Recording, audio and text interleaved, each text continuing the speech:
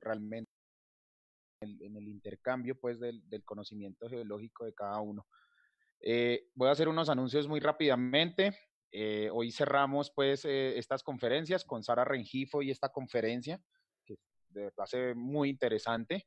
Recordarles que mañana entonces tendremos a las 11 de la mañana a Viviana Guarín con esta conferencia, un recorrido histórico de las pandemias y su influencia en el desarrollo urbano, bastante interesante. Y a las 7 de la noche tendremos esta de sismicidad inducida por el fracturamiento hidráulico. Y el viernes tendremos dos conferencias a las 11 de la mañana y a las 4 de la tarde. Y cerraremos el día con esta conferencia de los retos de la generación 2030 que tendremos a las 6 de la tarde. La programación está confirmada hasta el 19 de mayo. Me disculpan que ahí no lo actualicé. Pueden escribirme a mi correo electrónico o a las redes sociales si quieren participar con alguna conferencia. Todavía tenemos cupos disponibles, entonces están cordialmente invitados a participar. Y también, digamos que en mis redes sociales pueden encontrar la programación. También los invito a seguir las redes sociales de la asociación, de la Sociedad Colombiana de Geología, de la Universidad Nacional, para que pues encuentren la programación completa de, de las conferencias. Recordarles que en nuestro canal de YouTube, que también se llama Cuarentena con Geociencias, estamos cargando las grabaciones de todas las conferencias que hemos estado realizando. Entonces los invitamos a suscribirse. Esto les enviará notificaciones de cada cuanto nosotros carguemos un video nuevo y pues las personas que se pierdan alguna conferencia lo pueden revisar aquí nuevamente. Y agradecerle pues a Laura, Jimena, María Fernanda y María Paula por ayudarnos con todo este proceso. Eh, Sara, aprovecho para preguntarte, ¿podemos grabar tu conferencia? Sí, no hay problema. Listo, mil gracias.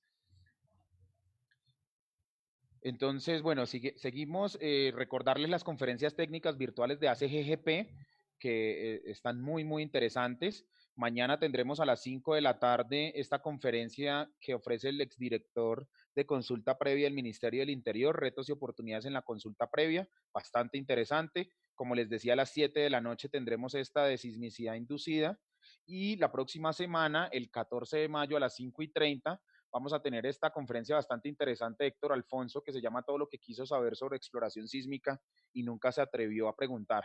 Entonces, cordialmente invitados, no se pierdan ninguna de las conferencias. Contarles que en el canal de YouTube de la asociación pueden encontrar todos los videos que hemos preparado en el marco de la campaña Ciudad Geológica en Casa, que busca divulgar el conocimiento en ciencias de la Tierra con el público no científico. Entonces allí van a encontrar diferentes videos, como el que hicimos de aguas subterráneas, como el que hicimos de meteorito, etcétera, etcétera. Entonces los invitamos a verlos, los invitamos a compartirlos con sus familiares, con sus amigos, y que ojalá sigamos difundiendo el conocimiento en ciencias de la Tierra. Ustedes entran a YouTube y teclean ACGGP y ahí encuentran de una vez el canal que tenemos. Recordarles la conferencia de retos de la generación 2030, el viernes 8 de mayo a las 6 de la tarde, que estará liderada por los chicos estudiantes de los capítulos estudiantiles de la ACGGP y de la Sociedad Colombiana de Geología. También compartirles que APG en su serie de charlas Tuesday Talks del programa de geólogo visitante, pues tiene la próxima semana esta conferencia bastante interesante con Carolina García sobre cambio climático y coronavirus. Y recordarles que se seleccionó a Medellín como la sede del próximo Congreso Colombiano de Geología para el 2021. Entonces los invitamos a que agenden la fecha de agosto del 2021 porque nos vamos a encontrar en Medellín para este importante evento. Carolina García también estará liderando este evento y bueno, los invitamos a todos a agendarse, a participar y enriquecer, por supuesto, este espacio. Y bueno, finalizando, quiero compartirles que la tercera temporada de Cuarentena con Geociencias ya se está organizando, va a ser por países. La última semana de este mes de mayo tendremos a Chile, la primera de junio a México, la segunda de junio a Ecuador y la tercera de junio a Argentina. y cerramos el mes de junio con una semana dedicada a patrimonio geológico y paleontológico, bastante interesante. Entonces, agéndense, las conferencias siguen y qué bueno que pues estas iniciativas estén trascendiendo y la región se esté vinculando a compartir este conocimiento. Y bueno, recordarles que micrófonos y cámaras ojalá permanezcan desactivados durante toda la conferencia para que fluya lo mejor posible. El chat está activado para que ustedes puedan ir haciendo sus preguntas que al final leeremos para Sara y que ella las pueda contestar, ojalá todas las que alcancemos. Entonces, sin más preámbulos, les agradezco a todos estar conectados en este momento. Y Sara, mil gracias por acompañarnos, por aceptar esta invitación. Estamos muy interesados en escuchar tu conferencia. Entonces, bienvenida. Yo ya no hablo más y te dejo la pantalla y este auditorio. Bueno, muchas gracias, Robert. Buenas tardes a todos.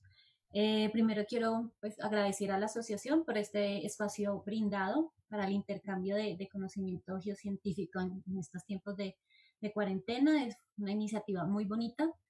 Mi nombre es Sara Rengifo, soy geóloga egresada de la Universidad Nacional de Colombia en Bogotá hace muchos años y hoy voy a presentarles el trabajo final que realicé para obtener el título de máster del programa Geología y Geofísica de Reservorios que ofrece la Universidad de Barcelona junto con la Universidad Autónoma de Barcelona. ¿Me escuchan bien? Perfecto. Vale.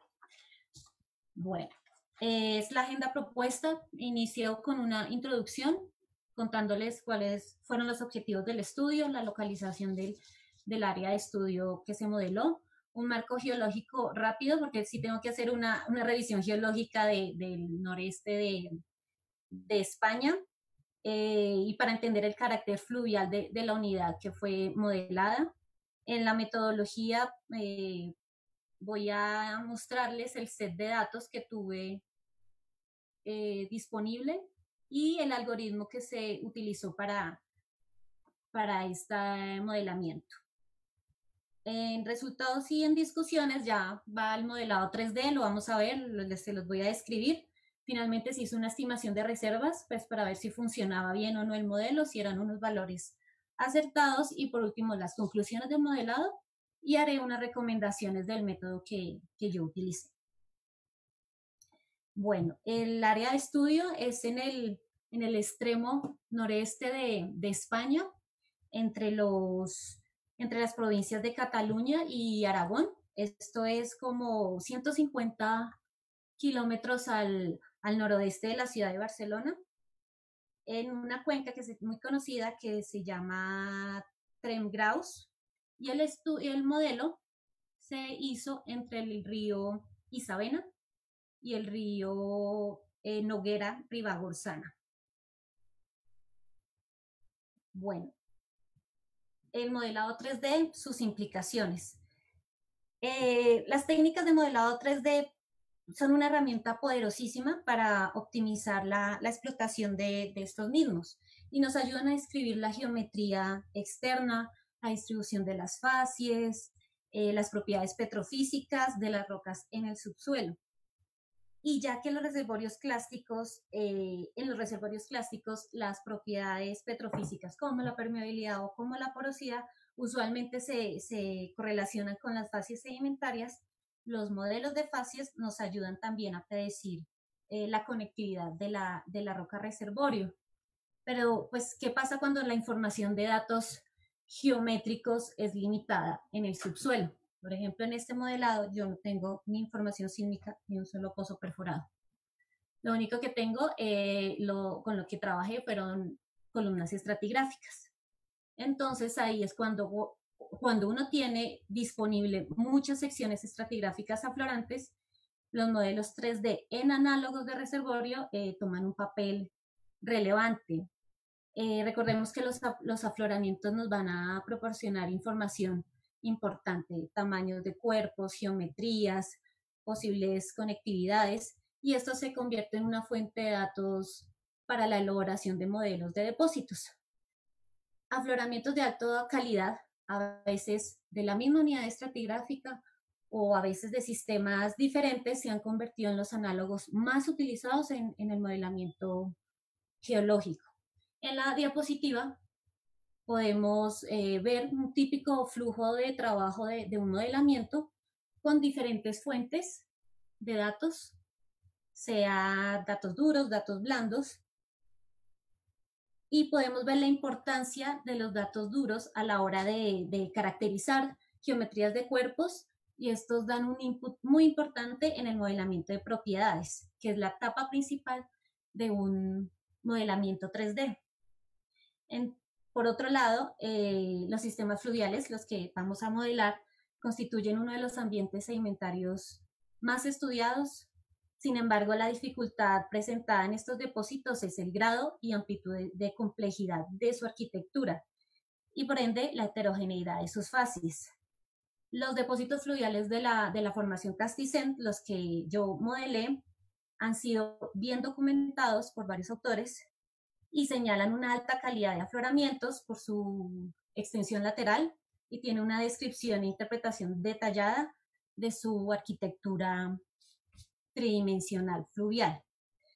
Es por esto que entonces se plantea modelar esta zona y el propósito del modelamiento es trabajar la arenita fluvial del complejo A de la formación Castizent en la cuenca Tremp-Gauss, y los objetivos específicos es visualizar la transición de un sistema trenzado amioandriforme de esa arenita fluvial, pero queremos ver esa transición tanto en dirección vertical como en la dirección lateral, reflejar heterogeneidades sedimentarias a escala regional y mostrar cambios progresivos en la dirección del sistema fluvial, y al final hacer unas estimaciones de reservas en 3 escenarios hipotéticos para un área proximal, para un área intermedia y para un área distal.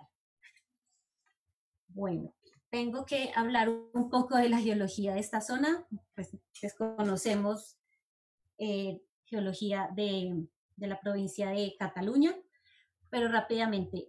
Durante el Cretácico superior hasta el Mioceno tuvo lugar una colisión entre las placas, entre la placa ibérica y la placa europea. Y como resultado de esta colisión se invirtieron cuencas extensionales del Mesozoico, y entonces se desarrolló un cinturón orogénico de orientación este-oeste conocido como los Pirineos. Pero este cinturón orogénico también se divide en 3 zonas principales: los Pirineos del norte, los septentrionales, que está caracterizado por trost que propagan hacia el norte. Luego viene el antiformal stack de la zona axial, que está en el centro, y los Pirineos meridionales, que es un cinturón thrust and fall, convergencia hacia el sur. El área de estudio está en estos Pirineos meridionales. Y de norte a sur está constituido por 3 láminas cabalgantes que se formaron a diferentes edades: la lámina cabalgante de Bonne-Chose, que se emplazó durante el Cretácico superior; la lámina cabalgante de Montsec, se desarrolló durante el Paleoceno, Eoceno temprano; y la lámina cabalgante de Sierras Marginales, que se desarrolló en el Eoceno medio hasta el Oligoceno. Inmediatamente al oeste del Trost de Montsec, en la parte central de la cuenca Forlán, se dividen por varios anticlinales en 3 subcuencas: la cuenca Tremp-Gauss, la cuenca de Ainsa y la cuenca de Jaca. Bueno, la cuenca Tremp-Gauss se configuró como una cuenca piggyback sobre el Trost de Montsec durante el Eoceno temprano, y el relleno sedimentario está controlado fuertemente por el emplazamiento de este trost. Alcanza un espesor de 2.500 metros de registro sintectónico desde el Paleoceno hasta el Eoceno superior, más o menos, y está compuesto principalmente por depósitos aluviales, fluviales y deltáicos. Y la evolución de esta cuenca registra una progradación hacia el oeste. El relleno de la cuenca, acá, equivale en tiempo a los depósitos de aguas profundas de las cuencas Ainsa y de la cuenca Jaca. Y la cuenca Trent-Gauss es el depocentro del grupo Montaniana durante el Eoceno inferior y medio. El grupo Montaniana está comprendido ya en el Ipresiano y el Lutetiano tardío, donde se pueden diferenciar dos complejos fluviodeltaicos en la cuenca, el grupo Montaniana y el grupo Campo d'Arve, estos dos. El grupo Montaniana fue depositado por un sistema fluviodeltaico que entró desde el sureste y fluyó hacia el noroeste. También estuvo alimentado por algunos abanicos aluviales provenientes del norte. Ya para entrar más en detalle en el grupo Montaniana, él se subdivide en grupos superior, medio e inferior. El inferior son depósitos de llanura aluvial y deltaica, al igual que el superior. Y el medio son los depósitos fluviales de la formación Castisen. En estos es donde nos vamos a centrar el modelado. Y aquí está nuestra formación Castisen, que también está subdividida en 3 unidades, A1, A2, A3. Estos rellenos de canal tienden a comenzar por unos remanentes conglomeráticos que pasan a arenas con estratificación cruzada de sistemas trenzados y terminan en cuerpos de acreción lateral, relacionados con rasgos meandriformes. La unidad también está separada por margas salobres, estos que están acá marcados en el negro, que me indican diferentes onlaps marinos, y esos corresponden a M0, M1, M2. Yo voy a mencionar recurrentemente M0, M1 y tan solo la unidad A1, A2, A3, que es el complejo A al que se le realizó este modelado. Aquí podemos ver cómo los pulsos de mayor actividad tectónica pues se registra por la erosión de depósitos y por la progradación del sistema fluvial. Entonces podemos ver cómo va migrando hacia el sureste. Podemos ver una migración del sistema en A1, en A2, en A3. Podemos ver entonces una amplia heterogeneidad en la vertical y también en la lateral en el sistema fluvial. Bueno, el set de datos con que yo trabajé. Quiero recordar que no tenía un solo pozo perforado, no fui a campo, solo trabajé con columnas estratigráficas ya descritas. Y para controlar la ubicación de estos diferentes registros o estas columnas, utilicé ortofotos, modelos digitales de terreno de muy buena resolución, mapas geológicos. Las fotos tienen muy buena resolución y me ayudaron a posicionar muy fácil las columnas, a ver los rangos, casi que ver las tonalidades de la roca. Estos archivos fueron todos georreferenciados e importados a Petrel, que fue el software donde yo trabajé. Aquí podemos ver la ubicación de las 45 columnas estratigráficas que ya estaban previamente descritas por estos 3 autores, Nickman y Puig de Fábregas, Marzo y otros, y Puig, este es un artículo, un tesista que trabajó el año anterior a que yo fui a Barcelona, y él describió muchísimas secciones en la zona proximal del sistema. Este es el tipo de columnas, descripciones con el que me enfrenté. Podemos ver diferentes escalas, diferentes detalles, diferentes propósitos. Aquí podemos ver una columna detallada. Aquí podemos ver correlaciones. Estas me dan más bien la idea de cuál es la arquitectura, el comportamiento de la zona, pero aquí yo puedo diferenciar tamaños de canales, por ejemplo, espesores, paleocorrientes. Aquí vemos, bueno, en esta sección típica recopila las observaciones, interpretaciones de la formación Castizén en una zona muy conocida que es más de Faro, es en la zona proximal del sistema modelar, y se puede apreciar la tendencia grano decreciente de las unidades, de los cinturones de canal A1, A2 y A3. Y una progresiva migración de las paleocorrientes del oeste al sureste. Bueno, ahora viene la parte del modelo conceptual.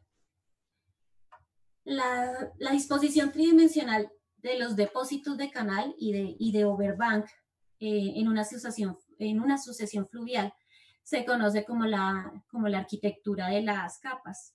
Y esta arquitectura se describe en términos de la forma, el tamaño de las capas, sea de arena, sea de grava, depositadas en los canales, y también la proporción de depósitos de fases más finas de overbank.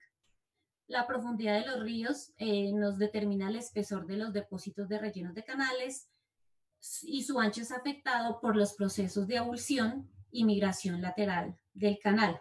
Todos los ríos, sean meandriformes o sean trenzados, tienden a desplazarse lateralmente, aquí vemos, a través del tiempo por la erosión de una orilla y el depósito en el lado opuesto del canal. La migración lateral continuará hasta que la abulsión del río provoca el abandono del canal. Aquí tenemos como la arquitectura depositacional de un río trenzado, vemos la migración lateral del canal, el abandono de barras, que conlleva a la acumulación de sucesiones de rellenos de canal. Y en la arquitectura depositacional de un río meandriforme, los cuerpos arenosos formados por la migración lateral de un canal del río permanecen aislados cuando hay abulsión del canal o cuando este se corta, por ejemplo, para formar un lago Oxbow, que son estos cuerpos de agua en forma de U. Dado que el modelo de facies se aplicará a escala regional, entonces para caracterizar la arquitectura del depósito de todo un sistema fluvial, desde zonas proximales hasta distales, tuve que elegir pocas fases, se eligieron 4, y estas solo 4 fases me deberían ayudar a reflejar todas las variaciones sedimentológicas del sistema. Entonces se definió la fase 0, llanura e inundación. Aquí esquemáticamente sería todo lo que está en gris, y aquí incluiría todo lo que me estuviera descrito en las columnas estratigráficas como depósitos predominantemente lodo-limosos. La fase es 1, rellenos de canal arenosos y conglomeráticos, lo que está en amarillo, con mayor abundancia en sistemas trenzados que en meandriforme. Y esto incluye todas las barras lingoides, dunas, barras de gravas, descritas por los diferentes autores en las secciones. La fase es 2, que son clastos finogranulares remanentes, estos tipo rip-up, provenientes de depósitos de llanura e inundación antiguos. Son los que están acá en verde, que están un poco limitados a la zona proximal del sistema.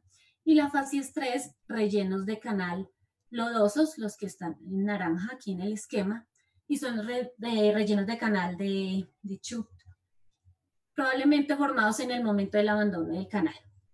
Entonces, cada vez que yo viera estos geocuerpos en mis descripciones de las columnas, asociaba unas fases a cada sección estratigráfica.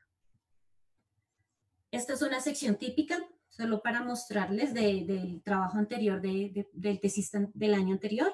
Es una sección típica que recopila las observaciones e interpretaciones de esta sucesión fluvial.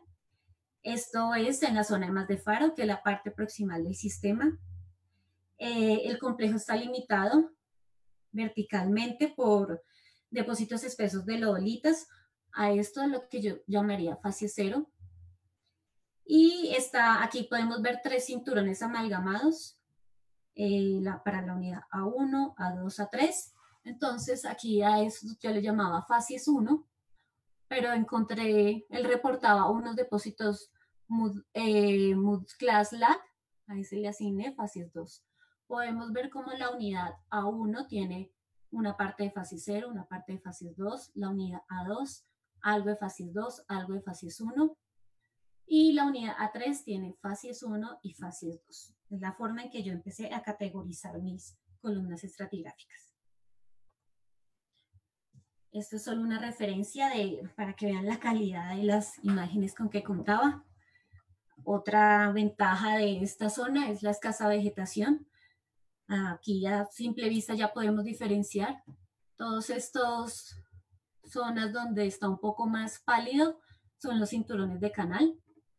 Estas zonas un poco amarillas, estos se asocian a los depósitos de food plain de mis categorías, o sea, fase 0. Entonces, con esas imágenes de afloramientos virtuales, empecé a entender la fisiografía general del sistema fluvial de Castizena. Ya estos son datos del modelado. Lo que les decía, en Google Earth georreferencié las 45 secciones estratigráficas. Usé Google Earth porque tiene una resolución de imagen suficiente para distinguir las principales fases del sistema. Cada nodo corresponde a un cambio de fases. Aquí vemos, bueno, esto es con ayuda de digitalicé la base de la formación Castizén. Esto me ayudó a diferenciar la base de los cinturones de canales. Desde este punto hasta este es fase 0. Aquí empiezan los cinturones de canales. Y luego aquí con un poquito de detalle tenía otros depósitos más finos de fase 0. Luego estas trayectorias, por decirlo así, estas son columnas, pero estas trayectorias se exportaron a Global Mapper y con la ayuda de los modelos digitales de elevación les podía asignar un valor Z. Finalmente estas trayectorias se importaron a Petrel y se convierten en mis logs estratigráficos porque ya tienen una trayectoria lineal X, Y, Z y tienen unos topes. Estos nodos vendrían a convertirse en topes. Luego en el software a cada log le asigné una propiedad discreta, o sea, fases. Ya tenía desde los nodos ya tenía cómo diferenciarlos. Y también le asigné otro valor discreto denominado zonas, pero estas son los mismos límites de las unidades, A1, A2 y A3. También reconstruí los horizontes estratigráficos M0 y M1. Me basé en la base de la formación de la arena de Castizén. Y por espesores ajusté el M1, que es el límite superior de la unidad. Y eso es todo. Bueno, ahora, ¿por qué es importante el modelamiento? No es tan solo por querer controlar la zona, es porque esto tiene también unas implicaciones económicas. Recordemos que los reservorios son cuerpos geológicos, bueno, enterrados que contienen una red tridimensional de poros interconectados, es decir, los reservorios son porosos y son permeables. Y esta propiedad da a los reservorios la capacidad de almacenamiento y transmisión de fluidos. Los reservorios han sido extensamente empleados para obtener recursos naturales como hidrocarburos o agua, en el caso de acuíferos, y más recientemente se viene usando para almacenamiento de residuos y de otras sustancias estratégicas. Y entre los reservorios más comunes destacan los sedimentarios.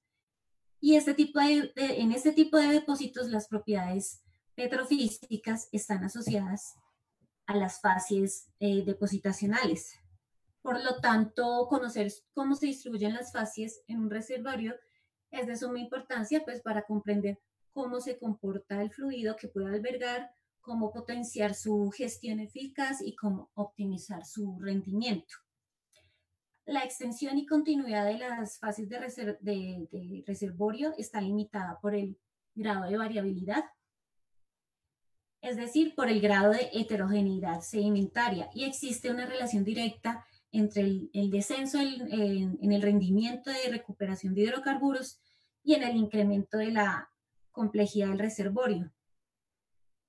La naturaleza heterogénea de los reservorios es, junto con las características de los fluidos, una de las causas principales de que una parte de los recursos no se recupere en muchos yacimientos, pese a que el petróleo que se queda aún atrapado es móvil, no necesariamente residual. Bueno, aquí podemos apreciar la relación entre el tipo de sistema depositacional y el rendimiento y recuperación del petróleo móvil, estos en reservorios detríticos en Texas. Entonces, esta primera torta nos muestra la distribución de las reservas de petróleo para diferentes reservorios con grados de heterogeneidad sedimentaria variable. Bueno, olvidaba decir, nuestros sistemas fluviales tienen una heterogeneidad vertical entre moderada y, bueno, baja en meandriforme, pero en la lateral tienen un grado de heterogeneidad altísimo. En la torta B vemos la recuperación de estas reservas estimadas de acuerdo a los grupos descritos en el A. Entonces observamos como, por ejemplo, en sistemas deltaicos, estos constituyen casi 3/4 partes de la producción total de petróleo en Texas. Aunque reservorios, por ejemplo, de talud, Cuenca, que tienen volúmenes destacados, 26%, vemos que su rendimiento es muy bajo, solo produce 5%. En el caso de ambientes fluviales, que tiene unas reservas de 30%, bueno, hay una recuperación del 30%, no está tan mal, pero se podría mejorar conociendo mejor la heterogeneidad del sistema. Bueno, ahora sí vamos a definir un poco qué es modelamiento. El término modelo se refiere a una representación simplificada de la realidad en que se asumen muchas premisas que nos ayudan a reducir la complejidad. La utilidad de los modelos radica en que se facilita la comprensión del estudio de esa realidad. Y los procesos de modelamiento de propiedades, por ejemplo, facies, son usados para poblar celdas de una malla, de un grid, con valores discretos o valores continuos, como serían los de los petrofísicos. El modelo de facies es una forma de distribuir estos datos discretos en todo un modelo 3D y permite comprender mejor los procesos geológicos que tuvieron lugar para crear geocuerpos con características específicas. El modelamiento nos puede brindar información descriptiva de facies, formas, tamaños, proporciones, distribuciones, orientaciones y al final estadísticas de los objetos o de los geocuerpos. También capta la arquitectura de los depósitos, como la conectividad de los reservorios y el nivel de heterogeneidad. Y se disponen de métodos estocásticos y determinísticos para modelar la distribución de las propiedades discretas en nuestro reservorio. Bueno, aquí este es un gráfico que tiene un montón de conceptos un poco complicados al principio, pero es bueno definir todas las herramientas que tenemos para hacer un modelamiento. De acuerdo al propósito de nuestro modelamiento, se conocen dos grupos: los métodos determinísticos y los métodos estocásticos. Los determinísticos nos dan una reconstrucción de facies con una solución única y apuntan a la exactitud local. Las reconstrucciones se basan en algoritmos de interpolación y brindan estimaciones de la categoría de la facie en cada nodo de la malla. Las facies se obtienen independientemente de las facies que tengan las celdas vecinas, y las proporciones de facies tienden a aumentarse un poco, sobre todo en las categorías más desarrolladas. El control más fuerte a la hora de hacer la La simulación son los datos duros, es decir, honra los datos duros, aunque por supuesto puede estar un poco condicionado, influenciado por datos blandos. Por el contrario, los métodos estocásticos, perdón, proporcionan un conjunto de modelos de fases, es decir, aquí ya hablamos de varias realizaciones con distribuciones de fases equiprobables. En cada modelo se representa toda la heterogeneidad de fases con el fin de reproducir la exactitud global. Aquí la heterogeneidad de las fases se logra mediante el uso de algoritmos que incorporan números aleatorios y en este se muestran a partir de funciones de distribución de probabilidad. Entonces aquí ya empezamos a ver que a cada celda se le asigna un valor de salida de una probabilidad de ocurrencia. Las fases acá dependen de datos, dependen también de los valores que hayan en las celdas vecinas y el control principal son los datos blandos, sin olvidar que algunos datos duros también pueden condicionar nuestro modelo. Ahora, de acuerdo al procedimiento que queramos seguir, podemos modelar con métodos basados en píxeles o métodos basados en objetos. Los métodos basados en píxeles asignan una facies a la celda de la malla de acuerdo a la ocurrencia de esa facie, que se calcula para cada celda. Los métodos permiten un condicionamiento directo de dato duro y los diferentes métodos dentro de este grupo difieren en cuanto a las suposiciones hechas. Entonces, algunas suposiciones pueden ser continuas y algunas otras pueden ser categóricas. Y el último método, el de basado en objetos, se caracteriza por la introducción de un objeto que reemplaza un background. Y ese background es el que representa la fase es más extensa. Entonces, a estos objetos uno le asigna una fase, una geometría predefinida y le introduce unas condiciones que se tienen que cumplir. Las geometrías y las condiciones dependen del algoritmo particular y del conjunto de algoritmos establecidos. Pero aquí es muy importante que uno se tiene que basar en un modelo conceptual, pues para este tipo de caracterización de ese modelo. El modelo que se decidió usar es la simulación de fases multipunto, MPS. Fue implementado en Petrel. En este algoritmo las probabilidades condicionales de cada píxel se toman como proporciones condicionales de una training image, una TI. Ese es el input nuevo que viene para este método de simulación. Y esta imagen que sale de la TI es la que me describe la geometría, la distribución de los objetos que voy a utilizar en el modelado. Finalmente, después de tener todas mis TI, la simulación multipuntos captura la heterogeneidad y simula la forma y las relaciones entre los diferentes geocuerpos. Más adelante ya miraremos en detalle qué es una TI. Bueno, la idea de usar estadística multipuntos a partir de una TI, una Training Image, en la simulación geoestadística fue propuesto en 1993 por Guardiano y Srivastava. Esto con el objeto de modelar formaciones geológicas ya más complejas. Pero la implementación inicial requería escanear la TI para cada punto. Entonces esto requería mucho, o sea, que computacionalmente hablando era muy intensivo y se volvió un obstáculo para la geoestadística. Entonces, años después, Stribel en el 2000 logra evitar escanear esa training image por cada punto e introduce el nombre el concepto de árbol de búsqueda para almacenar todas estas estadísticas múltiples extraídas de la training image.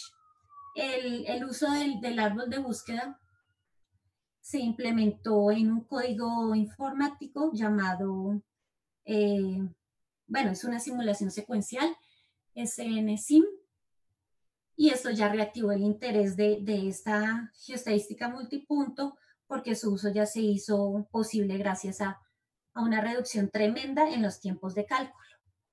Entonces aquí vemos cómo tenemos nuestro árbol de búsqueda. Esta es una training image. Aquí vamos a suponer que tenemos dos facies, el facies blanco y la facies negro, y un nodo y un template, perdón, de 5 puntos. Aquí este 0 es el punto al que yo quiero poblar y estos son los que tienen H, son los vecinos que tengo. Cada nodo del árbol, acá, representan un punto central. Cada casilla de estas es un 0. Y cada casilla que está al lado y no tiene valor son los vecinos. Entonces vamos a mirar cómo es que se empiezan a poblar los datos a partir de la training image. Aquí tenemos en esta training image cuántos cuadrados tienen facies negra. 1, 2, 3, 4, 5, 6, 7. Lleno mi valor. ¿Cuántos tienen facies blancas? 1, 2, 3, 4, 5, 6, 7, 8, 9. Ahora voy a mirar cuántas veces veo que tengo un cuadrado blanco, ¿sí? Con un vecino blanco en esta training image. La veo una vez, 2 veces, 3 veces. O cuántas veces veo que mi punto central es facies negro y un vecino de facies blanco. La veo una vez, 2 veces, 3 veces, 4 veces. Y así continúo agregándole más vecinos con las dos opciones, si es facies blanca o facies negra, hasta completar mis 4 vecinos, hasta completar este template. Por este lado ocurre lo mismo. ¿Cuántas veces veo un punto central negro con un vecino de facies negra? Una sola vez. Y así voy completando mi árbol de búsqueda.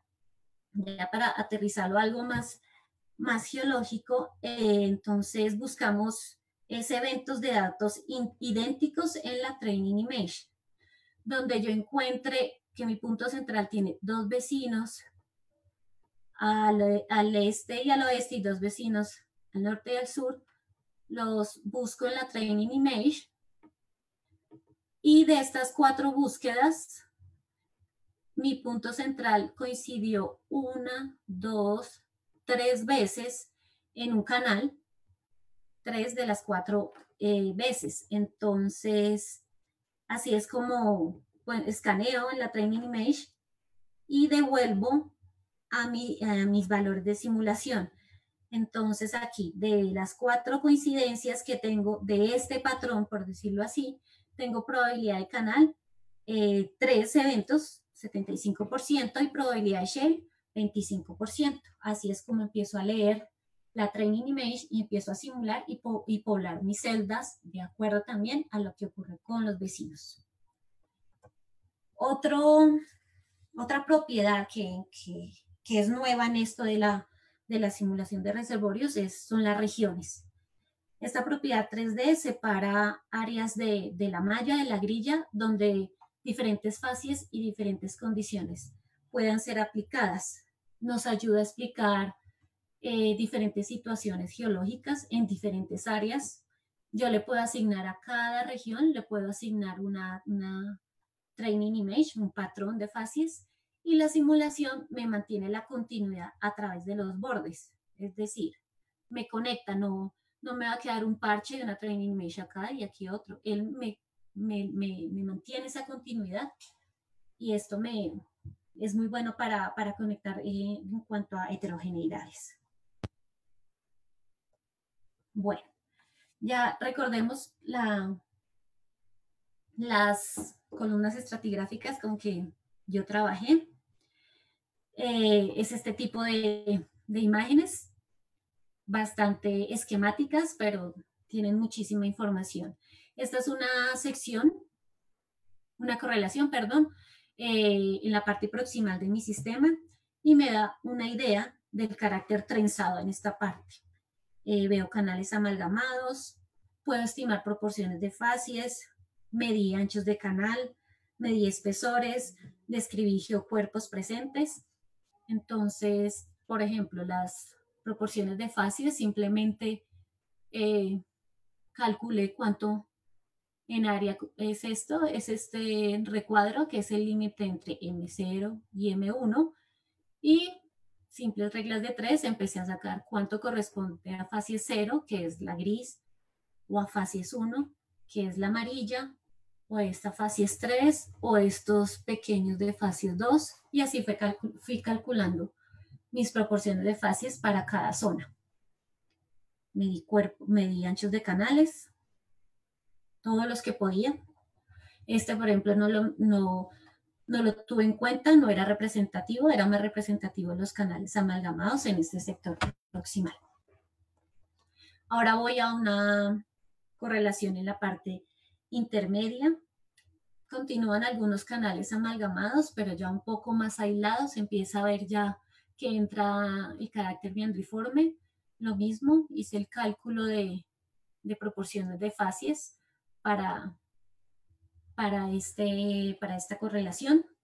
Medí anchos de canales, espesores, tanto para la unidad A1, A2 y A3. Y esta última sección, en la parte distal del sistema, claramente un carácter meandriforme, canales anchos de canal más pequeños, menos espesos, más aislados. Lo mismo, calculé proporciones de facies.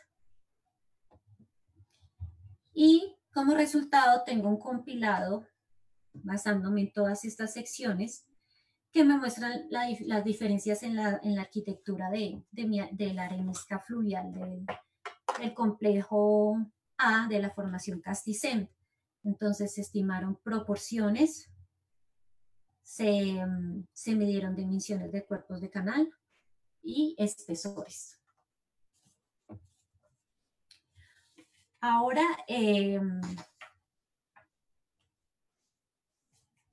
para alimentar también la Training Image, tengo este compilado con amplitudes y longitudes de onda de todos los cuerpos que vi en las secciones estratigráficas. Gracias a una relación empírica de Dury del 81, en la que se puede estimar la sinuosidad del canal en secciones de carácter meandriforme principalmente. Entonces la sinuosidad se obtiene dividiendo la longitud del meandro, es decir, la longitud medida a lo largo de mi canal. Esto lo divido por la longitud de onda del meandro. Tanto la longitud como la longitud de onda del meandro se calculan utilizando el ancho del canal, que es, esos datos ya los tengo. Y bueno, los autores Nickman y Push de Fabregas ya habían hecho una estimación de sinuosidad del río en un point bar, la habían hecho entre 1.2 y 2. Entonces, con este número yo pude calcular amplitudes y longitudes de onda simplemente despejando la ecuación. Tenía entonces sinuosidad, tenía anchos de canales. Con el ancho de canal pude calcular longitud del meandro y pues por ende pude calcular mis longitudes de onda de los meandros. En el caso de los Oxbow, tenía, para el software necesitaba tener un valor minor wide y una relación mayor-menor del ancho. Y bueno, esa la calculé. El valor menor lo calculé al dividir la longitud de onda, la dividí en 2. Y la relación y esta relación la calculé dividiendo la amplitud por este valor que obtuve. Perdón, me devuelvo. Olvidé comentar, cuando en cada sección tenía un solo valor, bueno, lo dejaba como un min. Si tenía diferentes anchos de canales, calculaba mínimos, máximos y promedios. Hice lo mismo para estos cálculos que acabo de explicar. Todos estos valores que tengo compilados fueron el input para después yo crear mi training image. Bueno, ya ahora en todos los datos que agregué al modelo. El modelo cubre un área de 295 kilómetros cuadrados, esto es más o menos como el campo API. Las dimensiones son de 26 kilómetros de largo, tiene en la parte proximal tiene 5.5 kilómetros y en la parte distal 14 kilómetros y varía en espesor.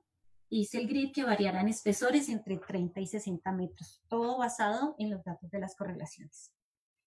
El grid regional, en un plano horizontal, la dimensión de la celda sería de 100 por 100 metros y una altura de celda de 0.73. El modelado fue condicionado a los diferentes logs estratigráficos digitalizados y escalados y se le completaron 10 realizaciones al modelo, con lo que surgen más o menos 2 millones de celdas. Para el modelo se usó un grid layering proporcional, esto es con un total de 60 capas. También, bueno, son 2 grid para las training image, que tienen que ser más pequeñas que el grid regional. Una tiene una dimensión de 4.000 por 3.000 metros, la otra es de 2.000 por 1.000 metros y en un plano horizontal las dimensiones de la celda en ambos grids son de 20 por 20 metros.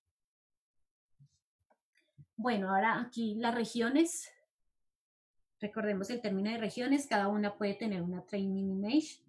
Es una propiedad tridimensional, entonces me va a separar la malla en las que yo pueda aplicar diferentes fases, diferentes condiciones. Como el objeto de este estudio era captar la heterogeneidad de la arenisca fluvial desde la zona proximal hasta la intermedia y distal, vendría a ser desde la proximal, intermedia y distal, pero también distinguir las variaciones verticales de base a techo para la unidad A1, A2, A3. Entonces se proponen 9 regiones que nos van a ayudar a diferenciar estas zonas de comportamiento depositacional diferentes una entre la otra.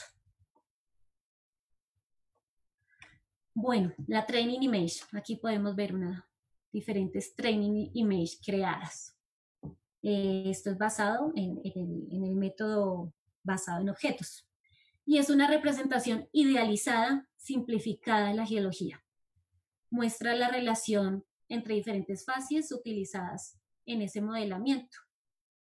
Su propósito es mostrar una posición relativa.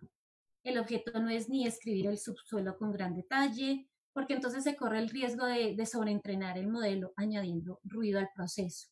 La imagen debe explicar la relación entre las fases y las tendencias en las proporciones, ya sea vertical o horizontal. Entonces aquí vemos un canal, en la vertical canales amalgamados, aquí ya vemos los meandros, es algo muy, muy simplificado. Para crear las TI se utilizó el método de algoritmos basado en objetos, que funciona en incluir objetos que representen cuerpos geológicos embebidos en un background. Aquí el background sería la fase 0 o foot plane. Entonces, ¿recuerdan esa información cuantitativa que recogí de las columnas? Toda esa información fue la que me ayudó a condicionar estos modelos. Anchos de canales, espesores, sinuosidad, longitud de onda para cada región. Yo determinaba. En la región trenzada, bueno, hay un solo canal, allí no aplica lo de meandros. Pero aquí, longitud de onda. Acá, por ejemplo, si tenía que se vieran los canales amalgamados, sí debería ser rigurosa en eso. Es muy importante el modelo conceptual a la hora de modelar con este algoritmo. Entonces, seis training image fueron creadas. Una proximal A1 trenzada, proximal A2 trenzada, proximal A3 meandriforme, intermedio A1 meandriforme, intermedio A2 más A3 meandriforme, distal A1, A2, A3 meandriforme. Ya la denominación que le hice a las training image ya me va diciendo por qué hice esa training image y dónde la voy a ubicar en mi modelo. Entonces, para la región 1, empleé la training image proximal A1 trenzada, A1 de mi primer relleno de canal, y trenzado porque estoy en la parte proximal. Para la región 4, utilicé esta training image que se llama proximal A2 trenzada, o sea, hace referencia a este relleno de canal.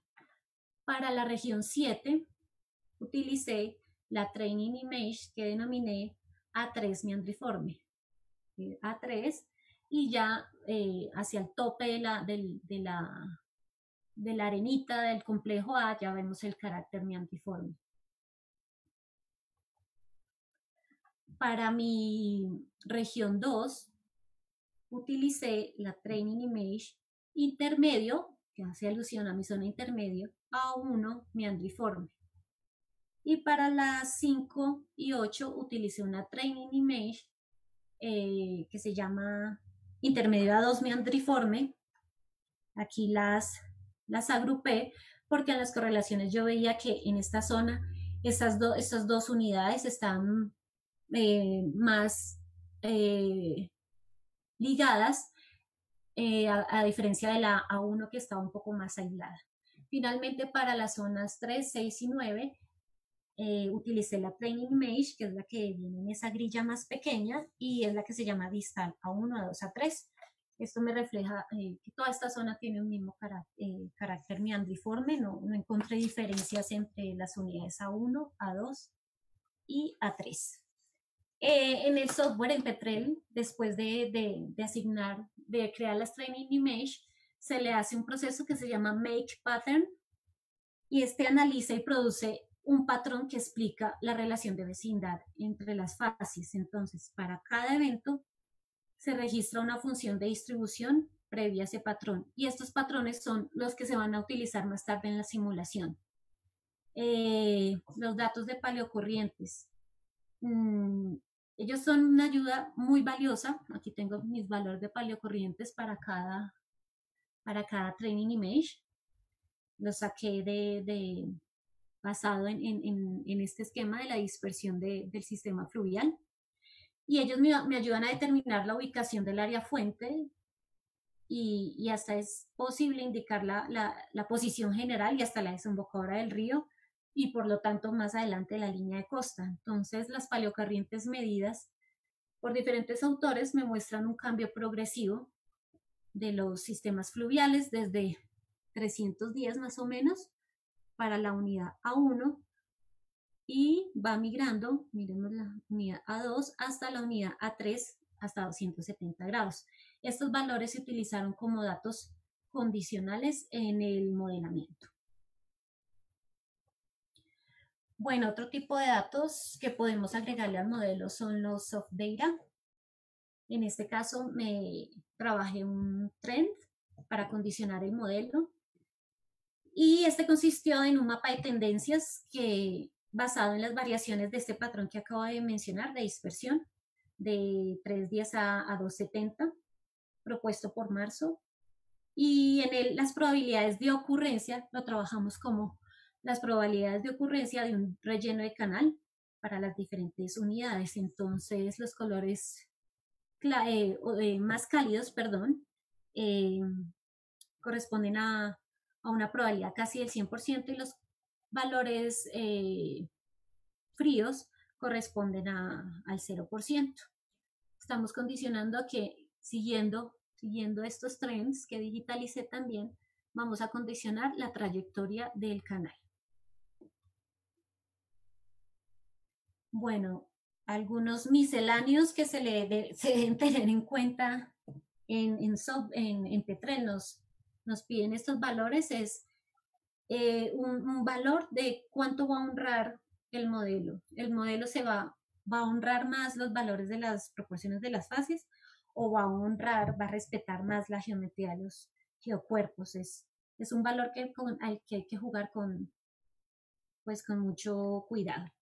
El factor de escalamiento, claro, tenemos una training image en una grilla más pequeña, entonces debemos saber si estas dimensiones de mis cuerpos se van a escalar o no.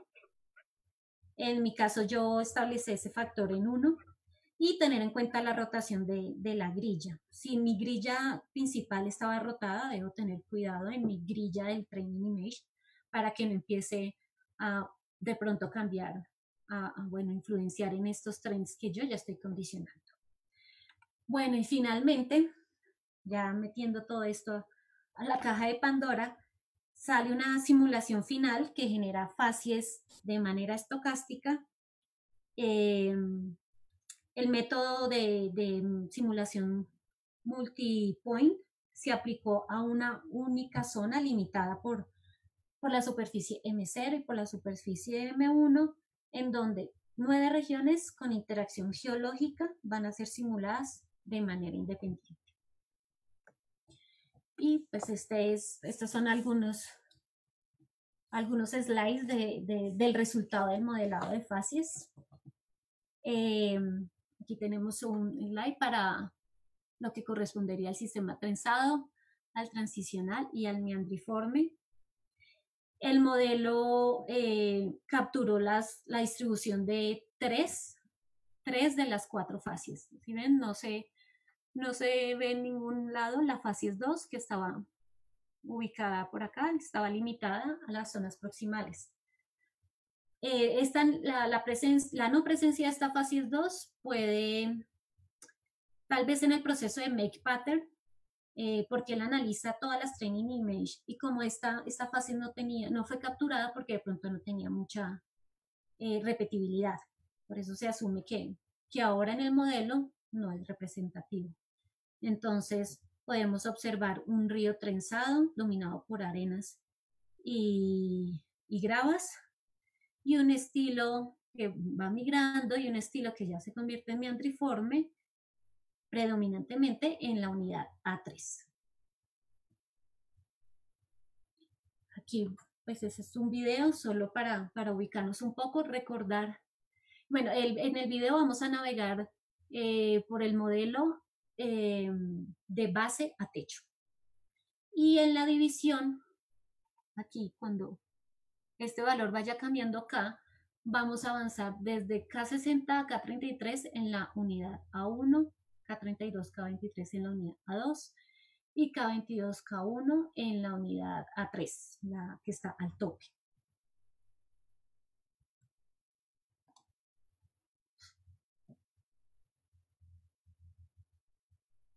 Bueno, aquí podemos ver un solo canal. Se empiezan a formar 2 canales principales. Es mayoritariamente un canal, empieza en el sistema, en la unidad 2, ya empieza a ser más pequeño acá y a tener dominancia en nuestros meandros. Y finalmente, para la unidad 3, todo va a tener un carácter meandriforme.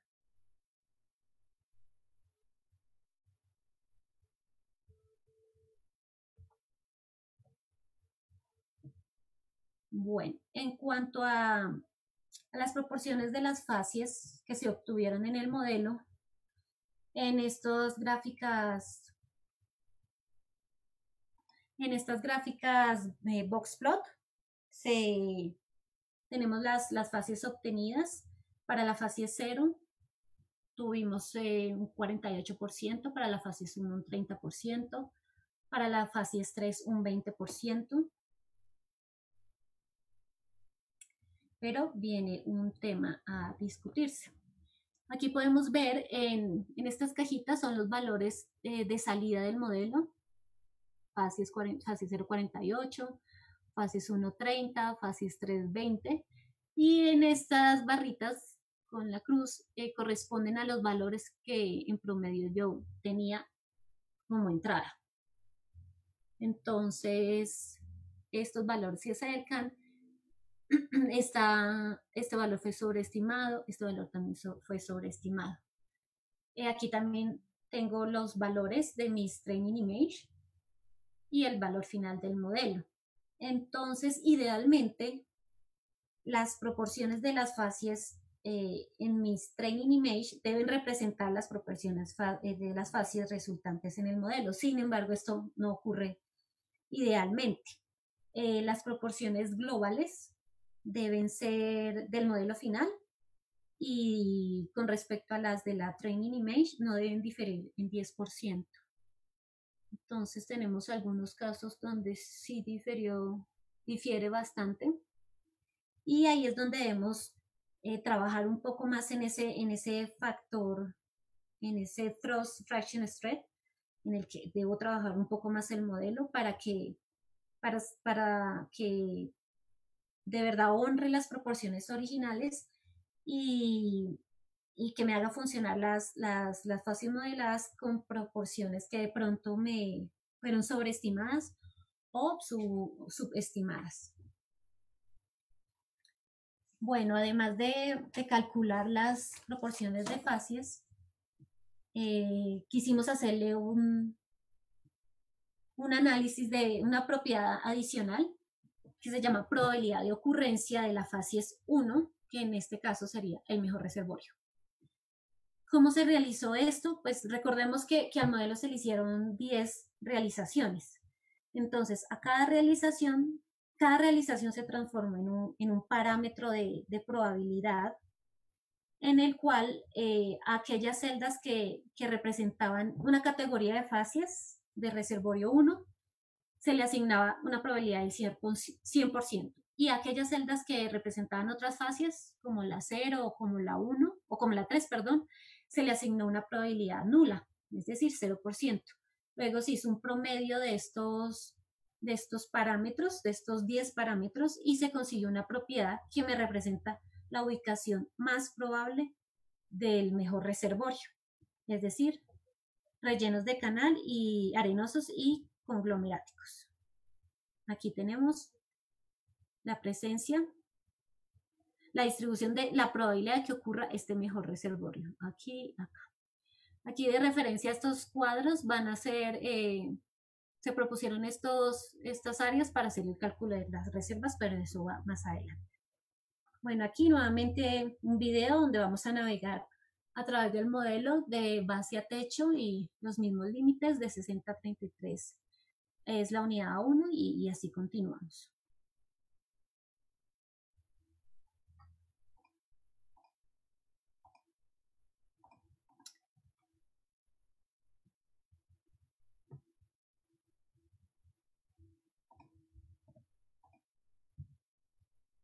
Bueno, aquí podemos ver dónde vamos a encontrar el mejor reservorio para la unidad A1 hacia las zonas proximales. Ya en la unidad A2 continúa la zona proximal y algunos hacia la parte intermedia del sistema. Y para la 3 en la proximal y algo en esta parte distal del sistema.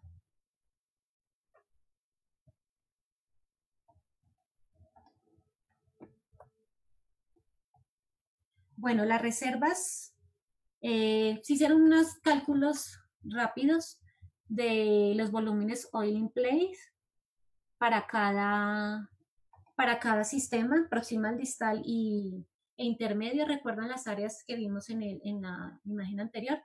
Cada área corresponde a 3.000 acres. Esto es más o menos como decir el campo Guarrojo o la mitad del campo Camoa de referencia. Se asumió que para la fase 1 una porosidad del 22% y un net de 1, porque ya sabemos que la fase 1 es el mejor reservorio. Para las otras fases, la 0 y la 3, porosidad del 5% y un net de 0, una saturación de agua del 15% y un factor volumétrico de 1.45, y estos fueron los valores que se obtuvieron. Es consecuente, son los esperados. Área proximal, mayores volúmenes, 212 millones de barriles. Área intermedia, 180. Área distal, 159 millones de barriles. Bueno, finalmente, tenemos una sección transversal noroeste-sureste del modelo de fases ya obtenido y podemos apreciar la posición y la extensión de la facies 1, que es la amarilla, su extensión, y de la facies 3, y vemos como aquí se presenta como canales amalgamados y ya van cambiando a un carácter meandriforme ya más aislados en la parte distal. Es decir, verificamos en todos los componentes el modelo. Bueno, finalmente unas conclusiones. El modelo logró reflejar la heterogeneidad sedimentaria a escala regional, mostró las variaciones esperadas tanto en la dirección vertical como en la lateral. 3 de las 4 facies propuestas pudieron ser capturados en el modelo, ya sabemos el por qué, quedaron las más representativas, la 0, la 1 y la 3. Su distribución replica una aproximación acertada de los diferentes estilos fluviales, pasando de un río trenzado predominantemente arenoso para las unidades A1 y A2 y un estilo fluvial predominantemente meandriforme para la unidad A3. Esto es muy importante. Se logró maximizar el valor de los datos incorporando toda la información disponible en una representación digital cuantitativa, pasando a información 1D, en este caso secciones estratigráficas, pero también podrían ser pozos, e información 2D, correlaciones y tendencias, todo a un modelo tridimensional de distribución de facies que podrá ser una poderosa herramienta que ayudaría a comprender las conectividades de los reservorios y los niveles de heterogeneidad. Y esta metodología implementada para estudiar sistemas depositacionales fluviales basada en datos de afloramiento puede ser usada en flujos de trabajo para estudios exploratorios a escala regional. Ahora unas cortas recomendaciones del uso de esta simulación multipunto. Pues la principal ventaja es su capacidad de producir modelos con una complejidad geológica considerablemente mayor que los métodos tradicionalmente usados. Los datos iniciales de los pozos son necesarios para la distribución de facies. La clave para modelar sistemas de alta heterogeneidad es la capacidad de dividir el sistema en regiones y luego modelar cada región con una training image específica. La training image debe ser representativa del reservorio, proporciones, tener claro proporciones, tamaños, espesores. Incluso con una training image válida, los resultados no serán precisos si no existen puntos de control. La simulación multipunto reproducirá las asociaciones entre training image, sean estas precisas o no. Entonces hay que tener mucho cuidado a la hora de implementarlas. Y usar el método multipunto sin entender las características espaciales del reservorio pues es completamente peligroso. También pueden surgir cosas muy raras. Bueno, muchas gracias. Gracias nuevamente a la asociación por este espacio brindado. Y bueno, la recomendación de yo me quedo en casa, los que podemos quedarnos en casa, las personas que toca salir, mantener el aislamiento social. De esta salimos todos es con conciencia, con cultura ciudadana y bueno, ya los que me quieran hacer preguntas. Sara, muchísimas gracias. Tremendo Vale. trabajo, de verdad, maravillosa la presentación. Hasta ahora solo felicitaciones en el chat. Vamos a esperar si llega alguna pregunta, ¿vale? Vale, listo. Dice, llegó la primera. Ok. Regálame un segundo. Dice, ¿se puede aplicar este algoritmo para multicanales en profundidad y para búsqueda de yacimientos metálicos de aluvión? Yo creo que sí. Así como yo convertí mis columnas estratigráficas, bueno, les di una Z, pero si ya tenemos los pozos, si ya tenemos estos pozos perforados, ya tenemos mejor certeza de ese modelamiento. Y sí creo que se puede hacer en yacimientos de aluvión. Allí hay mucha heterogeneidad, pero lo principal es conocer muy bien el modelo conceptual. Si lo tenemos claro, adelante. Listo, súper. Hay otra pregunta. Dice, si tu trabajo está publicado en algún lado, si se puede consultar en alguna parte. No, aún no está publicado. Bueno, no sé si uno pueda acceder No, pues yo puedo compartir la memoria de la tesis. Listo, súper. Ujú. Si quieres, me lo puedes enviar si te parece y yo creo un link Sí, para compartirle a todos, sí, para claro que que sea más sí. fácil. No, Vale, listo. listo. Hay otra pregunta, dice, Sí. eh, relación del espesor canal versus ancho del mismo, sea canal aislado o apilado. Pues es que en las correlaciones, sí, quiero entender, en las correlaciones que mostré, yo medí los anchos de los canales. Eh, sea para los aislados y también en los apilados. Lo que pasa es que la correlación que tenía el autor lo tenía muy específico el ancho del canal. Cuando eran apilados, igual él diferenció los anchos. No sé si me tocaría mostrar una imagen.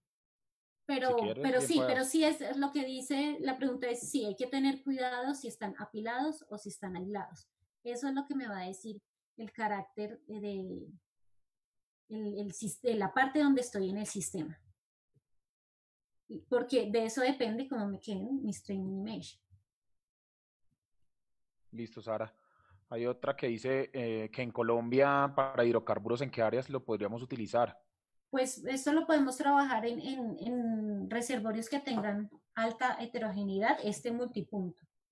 Sistemas fluviales, sistemas de talud, pues en los llanos podrían ser en las arenas basales y algo de carbonera, o en la formación honda, en Valle Superior.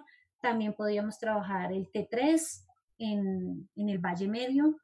En el Valle Medio que tenemos muchísimos datos, muchas secciones levantadas, allá se puede hacer ese ejercicio muy bien. Allá tenemos mejor control y el modelo conceptual está más claro, ¿no? Listo. La otra pregunta dice, ¿cuántas columnas estratigráficas utilizaste para realizar el 40, modelamiento? 45. Listo. Y la última dice modelamiento multipunto, perdona, teniendo en cuenta este tipo de modelamiento multipunto, ¿se tuvo en cuenta margen de error en análisis variográfico al generar el modelo? Mira, es que los modelamientos tradicionales, yo no había trabajado con eso, pero me explicaban que siempre trabajaban con variogramas.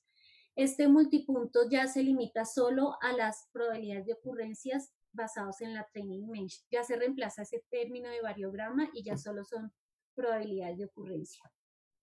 No sé si es claro. Listo. Dice, ¿las paleocorrientes que usaste tienen en cuenta el tipo de barra transversal o lateral en el modelo o se asume un tipo de barra? Ellos la definieron para cada tipo de barra. En la literatura la definieron para cada tipo de barra. De hecho, hay un sinnúmero de datos de paleocorrientes, pero ya para cada sistema, para cada unidad, A1, A2, A3, ya tuve que asumir un valor de paleocorriente y fue basado en ese esquema de variaciones de dispersión. Fue ahí donde sinteticé a esos tres valores. Ellos también, los autores en su artículo, también ya como que, no sé, se pusieron de acuerdo y dejaron un solo valor para cada sistema de canal. Pero ellos tomaron infinidad de paleocorrientes, como tú dices, Oscar. Listo. Preguntan si la metodología se puede aplicar para aguas subterráneas integrando con imágenes y columnas donde se tengan pocos pozos. Sí, claro. Tocaría, reitero, el éxito de esto es hacer una buena training image. Si tenemos, así sean pocos datos, pero que el modelo conceptual lo tengamos claro, sí. Listo. Preguntan que para tu trabajo cuántos pozos requieres para verificar la interpretación y el modelamiento. Es decir, Sí. Esperemos a ver si nos la complementan un poco. sí, sí. La siguiente dice, si la imagen de entrenamiento se Sí, la basa en los training image. canales Sí. generados por objetos en P3 que se basan en dimensiones de canales aislados, ¿cómo el modelamiento captura la migración lateral de un sistema meándrico? Eso lo hice por los trends y los trends fue basado en las paleocorrientes. Listo. Bueno, por ahora no tenemos más preguntas. Espérame. Ah, bueno, llegó otra. Dice, ¿qué cantidad mínima Sí. de realizaciones se deben hacer para que sea representativo? Bueno, yo hice 10 realizaciones, nos fue muy bien con eso, pero en teoría deberían ser 20 mínimo. Pero con estas 10 fue por tiempo y bueno, tardó como 2 días en hacer esas 10 realizaciones, pero es mejor a partir de 20. Listo. La siguiente, cuando tenemos núcleos o registros, ¿cómo podemos medir los anchos de canal? Eso nos tenemos que ir a los afloramientos. Con los núcleos no veo cómo. Listo. ¿Y cuántas columnas son necesarias para una mejor interpretación? Bueno, eso sí, no lo sé, yo no sé, pero en este modelo, por ejemplo, hacia la parte proximal yo tenía muchísimos datos. Hacia la parte distal tenía muy pocas columnas, tenía como 6 o 7. Y bueno, yo tuve miedo un poco de cómo saliera el modelo porque iba a estar sobrecargado hacia una región más que la otra, pero con las training image bien diseñadas se pudo manejar. No sé decirte cuántas son, pero yo creo que por región unas 4, unas 5. Listo. No sé si estás viendo el chat y quieres Sí. leer la siguiente pregunta porque está bastante larga.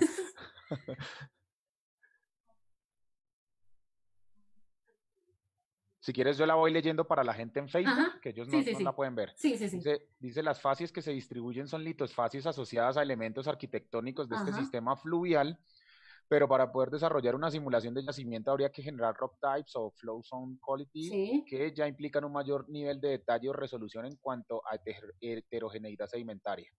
¿Es posible llevar tu workflow de MPS y Training Image a una escala más cercana a la simulación de yacimiento? Es decir, Sí, dentro de claro. cuerpos arquitectónicos tendremos distintos rock types, etcétera.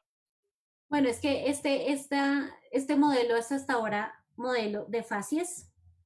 Por supuesto que nos hace falta un montón de cosas para que se vuelva un modelo dinámico, pero yo sí creo que se puedan agregar estas, estos condicionales diferentes. Listo. Dice que sí, podríamos hablar de un Machine Learning, modelos de clasificación. Yo creo que sí. Yo sí creo. De hecho, he visto varios artículos ya donde ya hay una librería de training image. Ya puede uno no crearla, sino ya ir escogiendo esa training image. Vi el artículo, no sé cómo adquirir ellas, pero ya vamos apuntando hacia eso. Reitero, desde que haya un modelo conceptual bien definido y conozcamos la zona muy bien, nos va a servir el Machine Learning. Listo. Dice la siguiente, luego de Sí. llegar al modelo de probabilidad, ¿volviste a campo para cotejar la predictibilidad No, del modelo en puntos? no. Quedamos en esta parte. Eh, es el paso a seguir, a mejorar ese modelo. Listo. La siguiente dice, ¿es posible complementar con información de porosidad en una distribución para poder obtener los valores del in-place? ¿Hubo la oportunidad de pasar al modelo dinámico? No hubo la oportunidad de pasarlo por tiempo, pero sí, toca complementarlos. Se deben complementar con datos de porosidad y permeabilidad. Claro que sí. Esto fue una primera aproximación para ver queríamos ver si el algoritmo como tal nos iba a capturar la heterogeneidad de esta migración, ¿no? De un sistema a otro. Yo creo que ya que vimos que el algoritmo funcionaba, ya se pueden incluir estos datos de porosidad y permeabilidad. Y así, contestándole a Daniel, ya podría yo cotejar mejor la predictibilidad del modelo, ¿no? En cuanto a lo de las columnas, yo hice uno que otro, pero ya en Petrel revisaba si las fases me ajustaban a mis columnas. Y yo, pues sí, porque yo en Trust Fraction Straight le decía al modelo que por favor honrara lo de mis columnas estratigráficas, principalmente, que honrara esos valores. Entonces, yo creo que más o menos ajusto. Listo. Y la última pregunta que tienes dice, ¿por qué en el TI no se observa bien la geometría de un río meandriforme? En la meandriforme. Sí, me costó muchísimo trabajar en los meandriformes. Fue ensayo-error.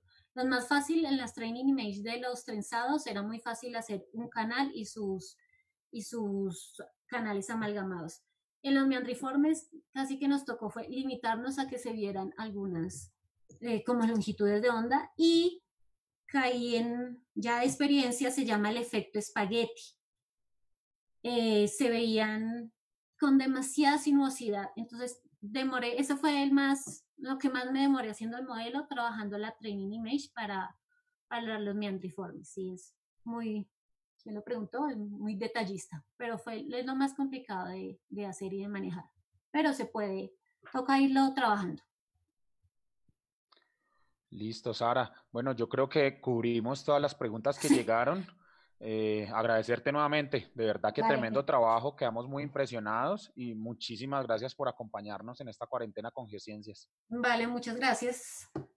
Muchas gracias a Bueno, todos también por participar y los esperamos mañana. El inicio de la programación es a las 11 de la mañana por este mismo canal. Que todos pasen muy buena noche.